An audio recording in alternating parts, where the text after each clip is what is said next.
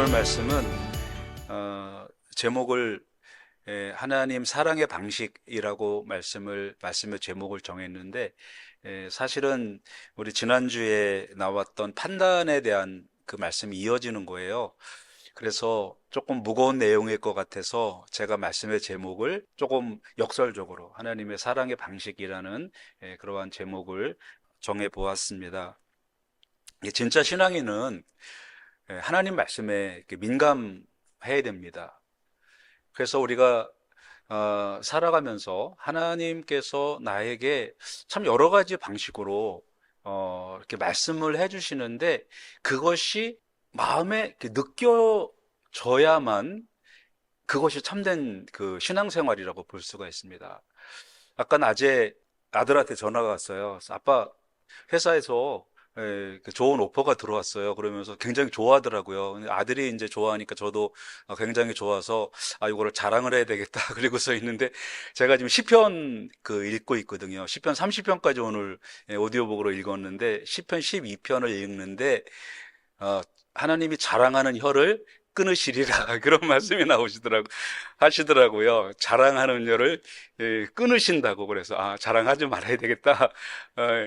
그런 생각이 들었거든요. 아까 낮에 일을 하면서 자랑은 하는 게 아니구나. 근데 우리가 말씀에 대해서 민감하게 생각하면 그런 말씀이 귀에 들어오거든요. 자랑하지 말아야 되겠다. 근데 오늘 같은 말씀은 판단하지 말아야 되겠다. 근데 판단은 별로 안 하는 것 같고, 그럼 이게 무슨 의미일까? 이것을 우리가 한번 생각을 해 보았으면 좋겠습니다. 오늘 시작하는 말씀이 이런 일을 행하는 자들이라고 말씀이 나오죠. 이런 일을 행하는 자. 그러니까 그것은 2장 1절과 2절에 나와 있는 대로 판단하는 사람을 말합니다. 판단하는 사람들, 이런 일을 행하는 자들, 남을 판단하는 사람을 말하죠. 남의 죄는 엄격히 정죄하면서 자기의 잘못은 전혀 생각하지 않는, 겉과 속이 다르고 나에 대해서는 아주 관대하고 남에 대해서는 아주 엄격한 잣대를 드러내는 그러한 것을 말하는 거죠. 그러면 왜 남을 판단할까라는 거죠. 왜 남을 판단할까? 이 판단이라는 거는요, 사실 성경에서도 굉장히 중요하게 취급이 되고요. 그 다음에 이 판단이라는 것, 이번에 한국에서 대통령이 파면됐잖아요. 그런 의미입니다. 판단이라는 말이 심판이라는 의미거든요. 그런데 여기서 말하는 이 심판이라는 그 의미는 조금 더 확장해서 보면 이 3절에도 나오는 것처럼 하나님의 심판을 말하는 겁니다. 그 옛날부터 이 판단이라는 거는 굉장히 중요한 일이었고, 모세가 굉장히 바빴어요. 근데 이제 장인 이드로가 와서 보니까 모세가 너무 바쁜 거예요. 그럼 왜 이렇게 바쁘냐 그랬더니 사람을 판단하느라고, 그러니까 재판을 하느라고 굉장히 바빴던 거죠. 그러니까 옛날부터 남을 판단하는 일은 굉장히 바쁜 일이고 아무나 할 수 있는 게 아니었습니다. 사사기를요, 다른 말로는 판관기라고 합니다. 그러니까 사사들은 재판하는 판관들이었습니다. 그리고 이스라엘에서 가장 유명한 왕인 솔로몬 왕이 하나님께 구했던 것이 남을 판단하는 거였습니다. 그리고 현대에서도 대통령을 파면시킬 수 있는 판단은 아무나 할 수 있는 게 아니고 헌법재판관이 할 수 있습니다. 사람을 감옥에 보내고 또 무죄를 주고 하는 것은 판사들이 할 수 있습니다. 그러니까 판단이라는 것은 아무나 할 수 있는 것이 아니고, 판단은 조금 배운 사람들, 조금 높은 사람들, 이런 사람들이 판단을 할 수 있는 겁니다. 그러다 보니까 사람들이 옛날부터 이제 판단하는 사람들은 왕들이 판단했고, 판단하는 사람들은 재판관들이 판단했고, 그러니까 나도 판단하면 조금 높은 사람처럼 생각을 하게 되는 거죠. 그래서 내가 남을 판단하면 내가 저 사람보다 높은 사람이고 더 많이 배운 사람이고 저 사람보다 조금 더 생각이 나은 사람이라고 생각을 하기 때문에 남을 판단하게 되는 것입니다. 그런데 이 판단이라는 것은 그렇기 때문에 아무나 하는 것이 아니라는 거예요. 모세와 같은 사람이 하는 것이고, 솔로몬과 같은 사람들이 하는 것이고, 헌법재판관이나 법을 배운 사람들이 남을 판단할 수가 있습니다. 우리 성도들도 마찬가지입니다. 아무나 누구를 판단해서는 안 된다는 거죠. 그러니까 이 말씀은 남을 판단하지 말아라는 말씀은 나를 돌아보아라. 사실 그런 말씀입니다. 남을 판단하기 전에 내가 어떤 사람인가? 남을 판단할 수 있는 자격이 내게 있는가? 남을 판단한다면 내가 정말 어떤 생각을 가지고 남을 판단하나? 그래서 이렇게 판단하는 것에 대해서는 자신을 돌아보라는 그러한 말씀입니다. 그렇죠? 내가 나를 돌아봤을 때 내가 누구를 함부로 판단을 할 수가 없는 거죠.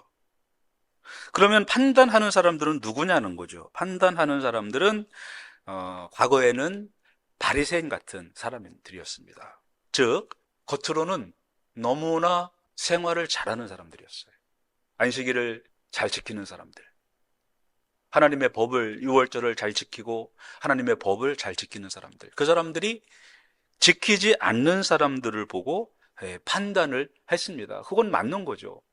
뭐 교회를 빠지는 사람에게 왜 교회 빠져요? 라고 하는 거는 맞는 이야기입니다. 그런데 그 마음이 어떤 마음이냐가 중요한 거죠. 이 바리새인들은 남을 평가할 때 성문 앞에서 하나님 나는 일주일에 몇 번을 금식을 하고 11조를 드리고 그러면서 11조 안 나는 사람, 금식 안 하는 사람들을 판단을 내리는 거예요. 그러니까 나는 이만큼 한다는 거죠. 그렇기 때문에 다른 사람들도 하라는 겁니다. 우월감을 갖고 있는 거죠. 그런데 예수님이나 하나님은 그런 것을 기뻐하지 않는다는 것입니다. 현대에도 마찬가지죠. 도덕적으로 조금 우월적인 사람들, 뭐 교회도 좀 잘 나오고 이제 그런 분들이 교회 안 나오는 사람들 판단하고 뭐 이렇게 하는 거죠. 외적으로는 경건해 보이지만 내적으로는 이 안에 교만이, 내 의가 가득하다라는 것입니다.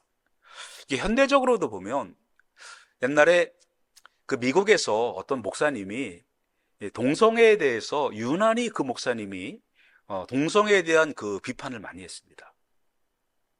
그래서 왜 저 목사님은 이렇게 동성애에 대한 비판을 많이 하시나? 그랬더니 나중에 알고 보니까 그 목사님이 동성애를 하시는 목사님이었어요. 가족이 다 있는데, 사모님도 있고 애들도 있는데 그 양성애자겠죠? 어떤 자기가 하는 잘못을 감추기 위해서 오히려 그렇게 할 수도, 남을 판단할 수도 있다라는 것입니다. 무슬림 국가는 술을 마시면 안 되죠. 그런데 무슬림 국가들이 세계에서 몇 위 안 되도록 그 술을 많이 수입을 합니다. 그 술을 왜 수입을 할까요? 저희가 이제 그 캔이나 이 빈병을 모아가지고 이제 1년에 몇 번씩 가서 이제 병을 바꾸러 가는데 저쪽에 저희 동네 사는 그 출로라 그쪽에 병 집어넣는 데가 있어요. 근데 무슬림 아주머니가 이 보자기를 쓰고 병을 막 집어넣는데 보니까 맥주병을 거기다가 막 집어넣는 거예요. 무슬림들은 술 마시면 안 되잖아요, 그죠? 예. 그런데 그분들은 자기들끼리 율법을 어기고 그러면요 냉정하게 합니다. 자기는 실제로 그렇게 살지를 못하면서. 그러니까 남을 판단하려면 내가 판단할 자격이 있어야 됩니다. 그죠? 그러니까 이 말은 뭐냐면 판단하지 말라는 겁니다. 왜? 나는 자격이 안 되기 때문에. 그러니까 이 말씀은 겸손하라는 거죠. 판단하지 말고 겸손하라. 남에 대한 판단보다는 남에 대한 용기를 주고 남을 격려하고 남을 사랑해주고 그렇게 하라는 것이 바로 이 말씀의 어떤 우리에게 주시는 그러한 의미가 될 수가 있겠습니다. 그래서 여기 보면 판단하는 자라고 나오잖아요. 아까도 말씀을 드렸지만 여기서 이 판단이라는 그 말은 아까 말씀드린 것처럼 심판의 의미가 있는 겁니다. 그러니까 재판의 의미가 있는 거예요. 그 남을 재판하지 말라는 겁니다. 재판할 자격이 우리는 없다는 거예요. 재판을 하려면 뭐 고시를 봐서, 이제 요즘은 고시가 없죠. 그 사법 그 학교에 다녀서 졸업을 하고 자격을 받고 이제 판단을 할 수가 있는 겁니다. 근데 우리는 어느 누구도 판단할 자격을 사실은 갖고 있지 않습니다. 마태복음 7장 1절에 비판을 받지 않으려면 비판하지 말라 그랬죠. 이 말씀의 의미는 너 하나님 앞에 가서 심판 안 받으려면 남 심판하지 말라. 그런 의미입니다. 그렇기 때문에 여기서 이 판단이라는 말을 우리가 심각하게 생각하면서 자신을 제외하고 남을 판단하는 것은 하지 말자라는 것이고요. 그러면서 하시는 말씀이 같은 일을 행하는 사람아, 남을 판단하는 사람은 이제 똑같이 나도 그 판단하는 죄를 범하게 된다라는 것입니다. 남을 정죄하면서도 자신은 숨어서 교묘하게 그 죄를 피해가는, 그래서 남을 판단하는 사람아 판단하지 말라고 이렇게 그 강조를 하는데, 그것을 하나님의 심판을 피할 줄로 생각하느냐 이렇게 말씀을 합니다. 조금 은유적인 그 표현이죠. 아니 수사학적인 표현이죠. 너는 특별하다고 생각하니? 너는 심판 안 받을 줄 아냐? 네, 그런 의미입니다. 너는 예외라고 착각하냐? 그런 의미예요. 피할 줄로 생각하느냐라는 말은 나는 괜찮다라고 생각하느냐? 그런 의미입니다. 그러니까 남을 심판한다는 것, 남을 판단한다는 것, 평가한다는 것은 나를 한번 깊이 볼 수 있는 그러한 기회가 된다는 것입니다. 나도 안 괜찮은데 남을 어떻게 판단을 할 수가 있겠습니까? 그래서 이제 2절의 말씀에 보면, 4절의 말씀에 보면, 혹 내가 하나님의 인자하심이 너를 인도하여 회개하게 하심을 알지 못하여 그의 인자하심과 용납하심과 길이 참으심이 풍성함을 멸시하느냐. 이 말씀은 우리는 이렇게 사람들을 쉽게 평가를 내리고 판단을 하지만 우리 하나님은 그렇게 하지 않으신다는 겁니다. 그러면서 로마 교회 성도들이요, 우리 성도님들도 남을 판단하는 일을 하지 말고 하나님이 하신 것처럼, 하나님이 우리를 사랑하신 것처럼, 이렇게 사랑하신 것처럼 우리도 이런 삶을 살아야 합니다라고 4절에서 말씀을 하고 있는 것입니다. 그래서 여기 보면 하나님이 사람을 사랑하는 방식이 5가지가 나오고 있습니다. 첫 번째는 인자하심인데, 인자하심은 4절에 2번이 나옵니다. 그래, 하나님의 인자하심이 너를 인도하여 회개하게 하심을 알지 못하여 그의 인자하심과, 이렇게 2번이 나오죠. 여기서 인자하시다라는 말은 따뜻한 마음을 갖고 있다라는 말입니다. 마치 손자가 할아버지의 코를 비틀고 귀를 잡고 막 할아버지한테 까부는 그런 모습이에요. 하나님의 모습을 그렇게 표현한 것입니다. 따뜻한 마음, 친절하게 대해주시는 마음. 죄를 지었어? 그래, 다시 한번 기회를 줄게 라는 그러한 마음을 말합니다. 저도 할아버지가 굉장히 어려운 분이셨거든요. 그런데 제 기억으로는 초등학교 때까지 할아버지한테 반말을 한 것 같아요. 왜? 근데 제가 이제 큰 손자다 보니까 할아버지가 저를 뭐 그렇게 표신하게는 예뻐하지 않으셨지만 굉장히 저를 예뻐하셨던 것 같아요.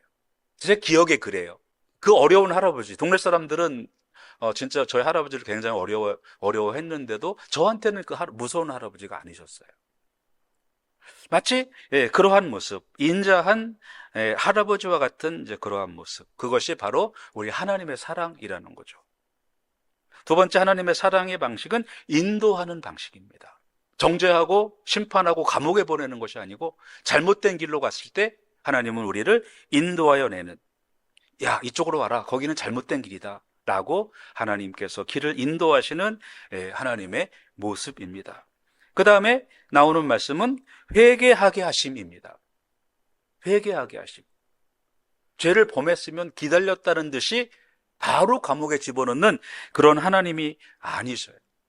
성경을 읽다 보면 그 이스라엘 사람들이 죄를 너무 많이 짓잖아요. 근데 성경의 많은 부분에서 하나님이 치셨다라는 말이 굉장히 많이 나와요. 근데 요즘에 성도님들도 교회에서 뭐가 이제 집에서 생활하시다가 무슨 어려운 일이 생기면 하나님이 치셨어 예, 그런 말씀을 많이 듣습니다. 치셨다는 말을. 여러분도 좀 들어보셨죠? 그런데 좀 잘못된 그 표현입니다. 하나님은 우리를 회개하게끔 하시기 위하여 여러 가지 방법을 사용하시는 거지, 하나님이 우리를 치셔서 잘못된 길로 인도하시는 게 아니라는 겁니다. 구약 시대에는 지금과는 좀 다르죠.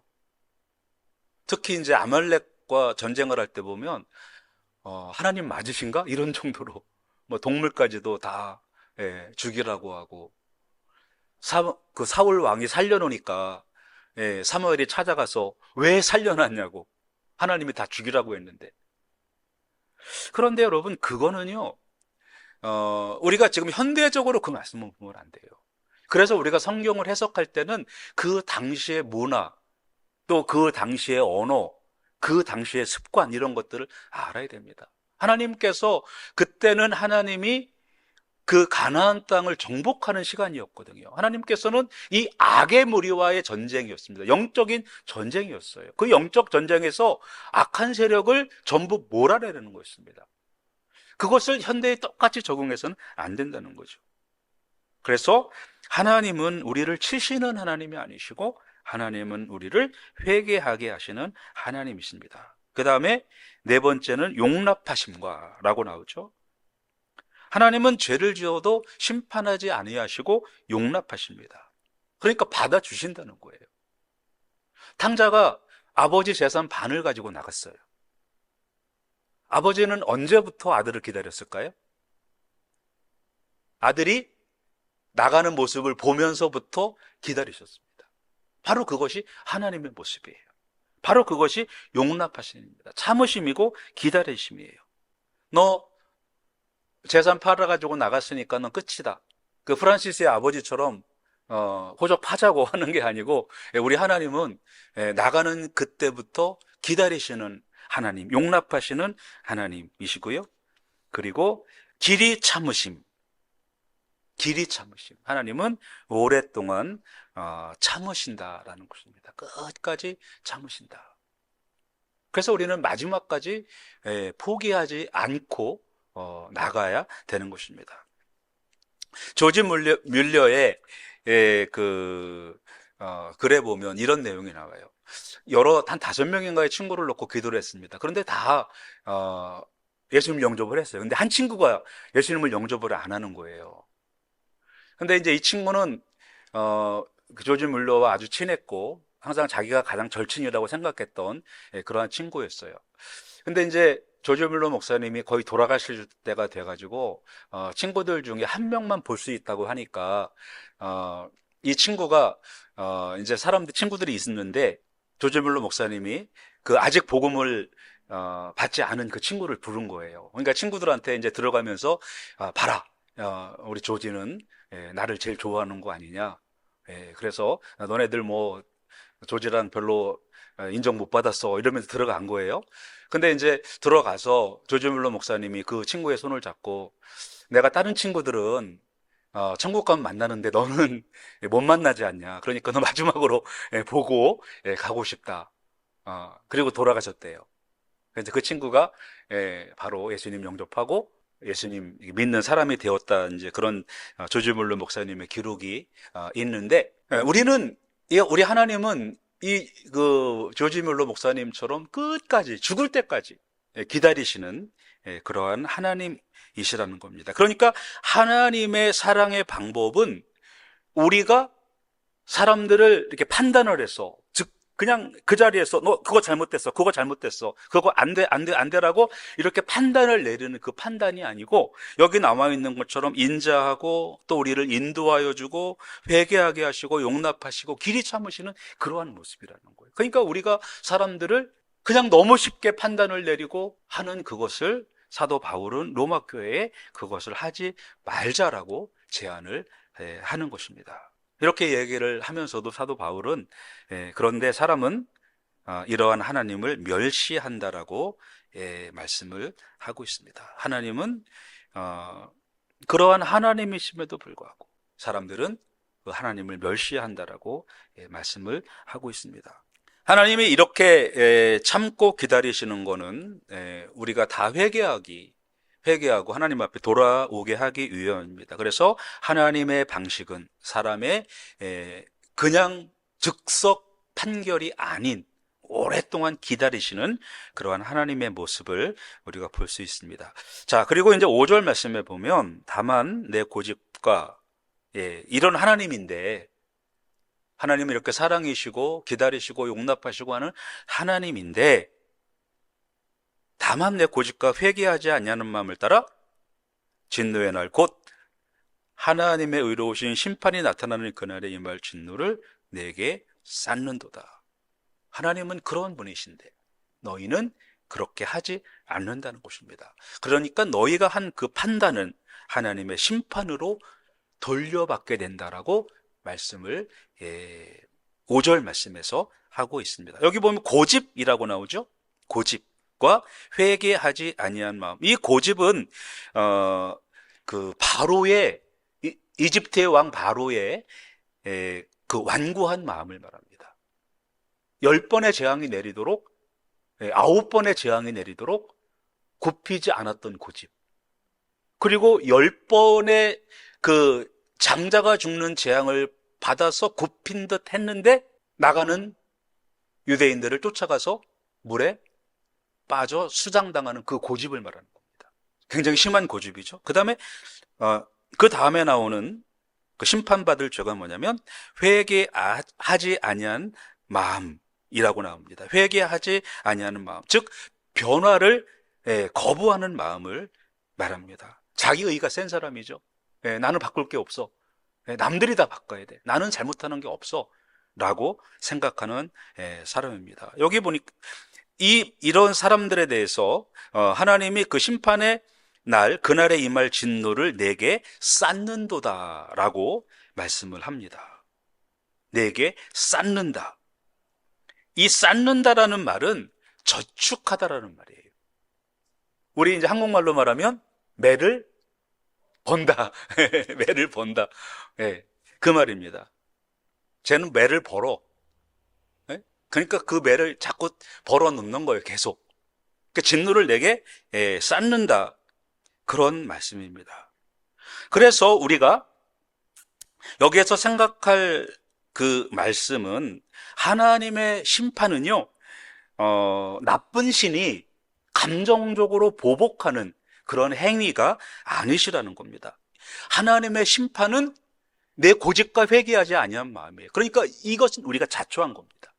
그래서 갈라디아서 6장 7절 8절에 보면은 심는 대로 거둔다라고 말하면서 성령을 심으면 영생을 거둔다라고 말을 합니다. 그리고 죄를 심으면 이 심판을 거두는 거죠.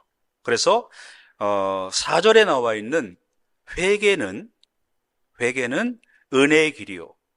그 다음에 5절에 나와 있는 고집과 회개하지 아니하는 마음은 진노의 길이라는 것입니다. 우리 성경 한번 같이 읽어보겠습니다. 시편 95편 7절 8절 같이 읽겠습니다. 그는 우리의 하나님이시오. 우리는 그가 기르시는 백성이며 그의 손이 돌보시는 양이기 때문이라. 너희가 오늘 그의 음성을 듣거든 너희는 무리바에서와 같이 또 광야의 마사에서 지내던 날과 같이 너희 마음을 완악하게 하지 말지어다. 아멘. 이 말씀은 바로 우리가 이 남을 판단하는 이 고집스러운 그러한 삶을 살지 말라라고 말씀을 합니다. 완악한 마음. 그러니까 판단하는 마음이 사실은 완악한 마음이에요. 나는 자격이 없는데. 이스라엘 사람들은 늘 모세를 판단을 했습니다. 그래서 무리바와 마사에서 불평하고 교만하고 또 돌아가자 그러고 그랬던 그 마음. 현실이 좀 어렵다고 과거를 그리워하는 그 노예 생활을 그리워하는 그러한 마음. 하나님께서는 그들에게 너희가 오늘 그의 음성을 듣거든 이라고 말씀을 하고 있습니다. 자, 우리의 마음을 남을 판단하는 그러한 완악한 마음에서 하나님의 마음처럼 하나님의 사랑의 마음으로 우리가 돌아서야 하는 것입니다. 그래서 5절 마지막 말씀처럼 진노를 쌓는 매를 보는 진노를 쌓는 그러한 사람이 되지 말아야 하는 것입니다. 그래서 오늘 말씀은 하나님의 은혜를 택하든지 진노를 택하든지 둘 중에 하나를 택해야 된다라고 말씀을 하고 있는 것이죠. 자, 하나님의 사랑의 방식, 인자하심 2번 나왔습니다. 인도하심 1번 나왔고요. 회개하게 하심 1번 나왔습니다. 용납하심 1번 나왔고요. 길이 참으심, 바로 이것이 하나님이 우리를 사랑하시는 방법입니다. 방식이에요. 여러분들은 이 은혜의 길로 하나님께서 여러분들을 인도하시고 그 길로 가서 하나님의 그러한 나라에, 하나님의 그 은혜의 자리에 들어가시기를 주님의 이름으로 축원합니다.